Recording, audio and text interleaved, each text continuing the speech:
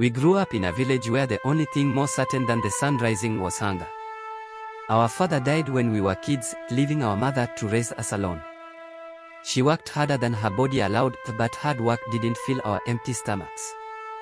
Somalia had once been a land of traders, fishermen, and nomads who thrived despite the harsh desert climate. But by the time Jibril and I were growing up, it was a country eaten alive by war, poverty, and hopelessness. Decades of civil war had shattered the government, leaving people to fend for themselves. Warlords controlled entire regions, and militias roamed the land, turning boys into soldiers and villages into graveyards. The economy was barely holding together. There were no stable jobs, no reliable banks, and no future for the poor. If you were born with nothing, you stayed with nothing. Food was scarce, and even clean water was a privilege. Droughts came like clockwork, killing off crops and livestock, while famine swept through, leaving children with swollen bellies and empty eyes. For people like us, every day was a battle. If hunger didn't kill you, disease might. If not disease, then violence. Jibril and I had seen men shot over a handful of rice, women disappear without a trace, and children starve before they had the chance to grow up. There was no dream of success in Somalia, only survival. Some nights, we went to bed with nothing but water in our bellies, listening to the sound of our mother crying when she thought we were asleep. She used to break pieces of dry bread into tiny crumbs and soak them in water to make them last longer, pretending it was a meal. When even that was gone, she would boil a pot of water with a single onion just to trick our stomachs into thinking food was coming. Jibril and I learned to survive however we could. We dug through trash heaps looking for anything edible, half-rotten fruit, scraps of meat with more bone than flesh, moldy bread we had to scrape clean. Some days, we chewed on tree bark to keep our jaws busy so we wouldn't feel the hunger as much. There was a time when the drought got so bad that even the animals began to die. The village well dried up, and the few people who had water guarded it with guns. We walked miles in the blistering heat just to fill a small tin can, careful not to spill a single drop. One time, we were so thirsty that we drank from a puddle filled with mosquito larvae, knowing it could make us sick but having no other choice. When the hunger got unbearable, we stole. Not because we wanted to, but because there was no other way. Jibril once snatched a handful of rice from a trader's stall and ran. I kept watch while he grabbed eggs from an old woman's coop. We weren't proud of it, but pride didn't keep you alive. Despite everything, our mother never gave up on us. She would mend torn clothes with thread pulled from old sacks, patching them so many times that the original fabric barely remained. She took on whatever work she could, washing clothes for people who could afford it, carrying heavy loads in the market until her back bent with pain. But no matter how hard she worked, the village had already decided our fate. The rich stayed rich, and the poor like us were left to rot. That was why Jibril wanted to leave. Jibril tried everything. At dawn, he was by the shore, fixing boats for fishermen who barely paid him enough to buy a loaf of bread. He learned quickly, patching up leaks, replacing broken planks, sealing holes with resin, but no matter how well he did the job, the pay was always the same, small, barely enough to last a day. The fisherman treated him like he was lucky to even get that. When boat repairs weren't enough, he moved cargo at the port. It was backbreaking work, hauling crates filled with fish, rice, stolen goods, or whatever passed through those docks. The sun burned his skin, his hands blistered and bled, and at the end of the day, his body felt like it didn't belong to him anymore. Some days, he wasn't even paid.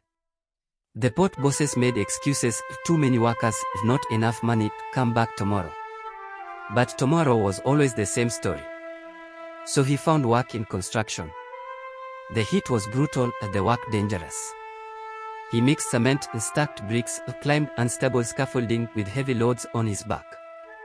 He saw men get crushed under falling beams, lose fingers to faulty machinery, collapse from exhaustion. No one cared. If you couldn't work, you were replaced. The foreman didn't pay much attention to paperwork, so wages often got lost. Complaining meant getting kicked off the site. Still, Jibril kept going. Every coin he earned went into a tin can under our bed, saved for something bigger, the way out. But no matter how much he scraped together, it was never enough.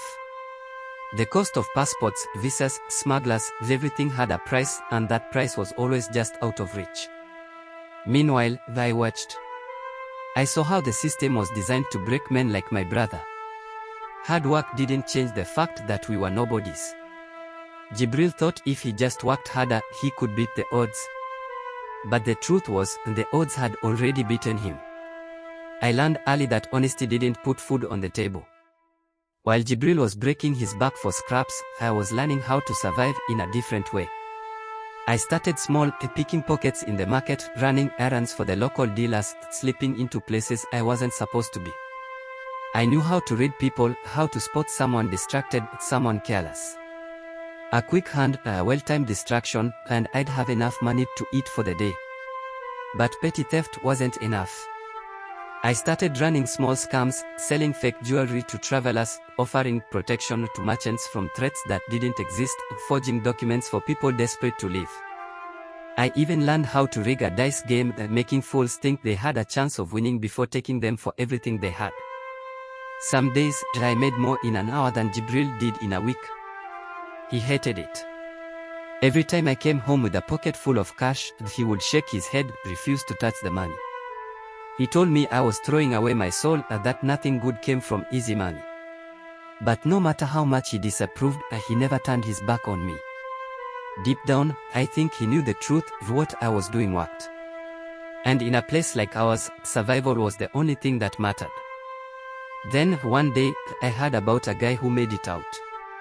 A kid from our town had smuggled himself onto a cargo ship heading to Dubai. No papers, no visa, just stowed away in a shipping container and never looked back.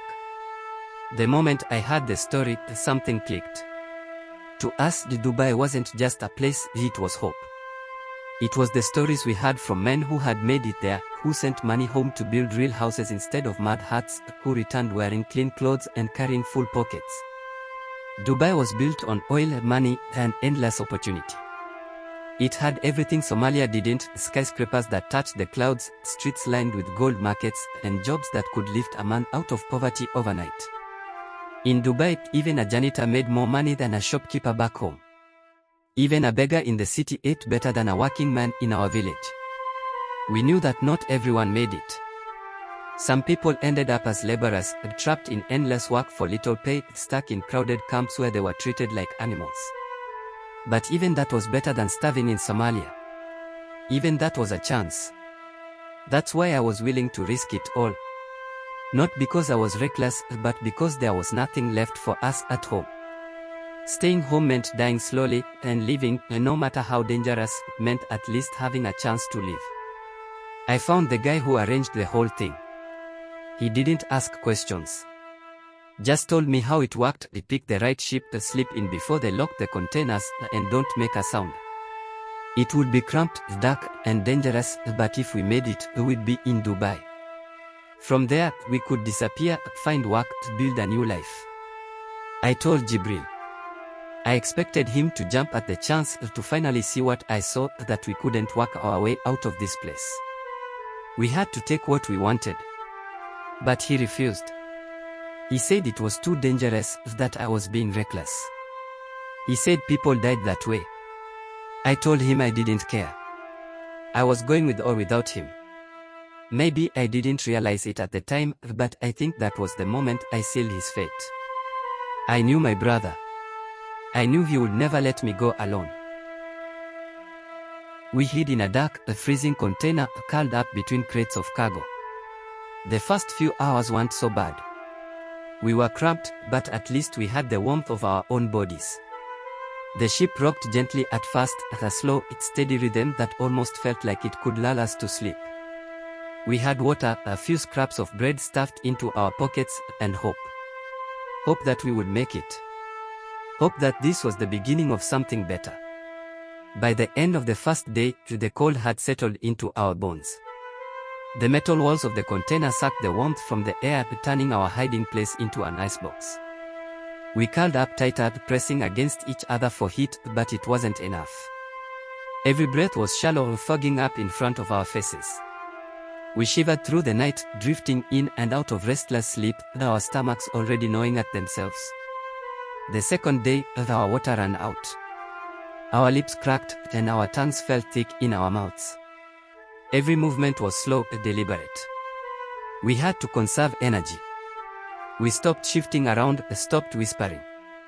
The only sounds were the groans of the ship, the occasional crash of waves against the hull, and our own ragged breathing. By the third day, my limbs felt like they didn't belong to me anymore. Hunger clawed at my stomach, the sharp, empty ache that wouldn't go away. My head pounded. I felt weak, dizzy. Jibril wasn't doing much better. His eyes were sunken, his movements sluggish. We barely spoke. There was nothing left to say. Then, it happened. At first, it was just a faint rustling sound. Somewhere in the dark, something shifted. We listened. Then the ship rocked hard, and a crate groaned as its wooden slats splintered as it hit the ground. A bag of spicy chili powder, the kind that burns your throat before it even touches your tongue, burst open. At first, we ignored it. But then it got into the air. A fine, red dust floated in the air, creeping into our lungs, settling in our throats. My nose burned. My throat itched. My chest burned. I clenched my jaw, trying to fight it. I covered my mouth with my hand, pressing hard to keep quiet. Across from me, Jibril's eyes watered as he squeezed them shut. His whole body shook as he tried to hold it in. I knew it was coming. He knew too. A sneeze, loud, sharp, impossible to hold back, burst out of him. For a moment, there was only silence. I held my breath. Maybe no one heard. Maybe the ship was loud enough to cover it. Then, voices. Heavy footsteps pounding against the floor above us. The clang of metal. The sound of a lock clicking open. Blinding light flooded into the container. We were caught. The sailors dragged us out like we were nothing, just two filthy rats they had found scurrying in their cargo. My legs barely worked after days curled up in that freezing container, but it didn't matter. Rough hands shoved us forward, and before I knew it, I was face down on the hard wooden deck, my skin scraped raw. Jibril groaned beside me. The sea wind hit me like a slap, sharp and cold, and the sky above felt endless. For the first time in days, I could breathe, but it didn't feel like freedom. The circle of men around us was tight, their faces carved from years of salt and sun. They weren't angry. That was the worst part. They weren't shouting or cursing. To them, we weren't even worth that much emotion. Then, the captain stepped forward. He was an older man, his face weathered like cracked stone, his beard streaked with grey. His eyes were cold, colder than the sea beneath us, colder than death itself. He didn't ask who we were. He didn't demand to know why we had done it. He had seen stowaways before. He already knew the story. Without a word, he reached into his belt and pulled out a rusted knife. He let it dangle in his fingers for a moment, letting the weight of it settle in the air. Then, he tossed it onto the deck between us. The clatter of metal against wood echoed louder than I thought possible. The message was clear. One of us had to die. I swallowed hard, my throat dry as bone. I looked at Jibril. He looked at me. We had survived together, starvation and sickness on the streets. We had fought to keep each other alive when the world wanted us dead. But now, we were standing at the end of the road. My fingers twitched toward the knife. My mind was blank, running in circles, trying to find a way out, a way to make this stop. Jibril didn't move. His face was calm, his breathing steady. There was no fear in his eyes, no hesitation. It was like he had made his choice before I even understood what was happening. Then, he stood. At first, I thought he was going to fight. I braced myself, waiting for him to grab the knife, to make a move, to do something, anything. But he didn't. He turned. He didn't beg. He didn't argue. He didn't even say goodbye. He ran. The crew erupted in confusion, some shouted, some cursed, a few even laughed like this was some kind of sick joke. My heart slammed against my ribs as I lunged forward, reaching for him, screaming his name. But it was too late. He was already at the railing. And then, without hesitation, he vaulted over the edge.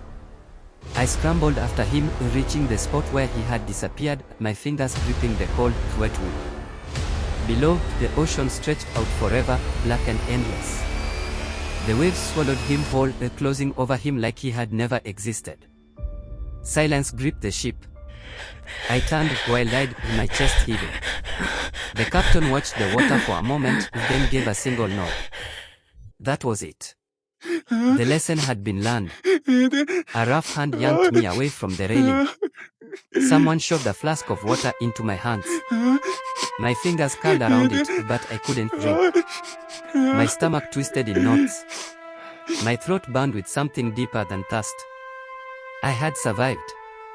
But at what cost? The journey back home was a blur. I barely remember the days that followed. They locked me away below deck, fed me scraps, kept me quiet until they reached the next port. I wasn't worth another death. I wasn't worth anything at all. By the time they put me on a boat heading back to Somalia, I had nothing left inside me. I sat in silence, staring at the waves, feeling the same pull Jibril must have felt in those final moments. The thought of jumping, of following him, was always there, whispering in the back of my mind. But I didn't. I made it home. Our mother's face broke the moment she saw me walk through the door alone. She didn't have to ask. She already knew. I tried to explain, tried to tell her what happened, but the words stuck in my throat. Nothing I said would have been enough. She wailed. The kind of cry that tears a person in half. I had lost my brother. She had lost her son. And for what? Jibril had wanted a better life. He had wanted to work hard to build something real. He had wanted to take care of us, to be the man our father couldn't be. But the world didn't care about men like him. Jibril had spent his whole life protecting me. And in the end, he did it again. From this story we can learn that desperation can drive people to risk everything for a better life, but fate does not always reward sacrifice. The pursuit of a better life can come at an unbearable cost, and sometimes the greatest act of love is letting go. If you enjoyed this tale, don't forget to like, share and subscribe. Hit the notification bell so you never miss a new story. Drop a comment below and tell me what was your favorite part of today's folktale. I'd love to hear your thoughts. Thank you for watching.